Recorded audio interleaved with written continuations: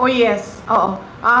Kahit naman wala pa yung desisyon ng interim release, no, ay napag-usapan na ng family na ano, na merong pagpapalit-palitan ng pagbibisita doon sa kanya sa detention unit. So, meron ng mga relatives on deck at merong scheduling sa kanilang pagbisita.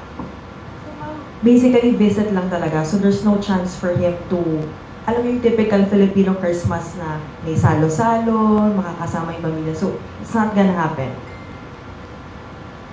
Hindi, kasi sa Christmas and sa New Year sa kanya, hindi. Kasi hindi makapunta lahat ng relatives doon sa Hague. So, ang naka-schedule for Christmas and New Year sa kanya is si Veronica, si Kitty, at si Mira.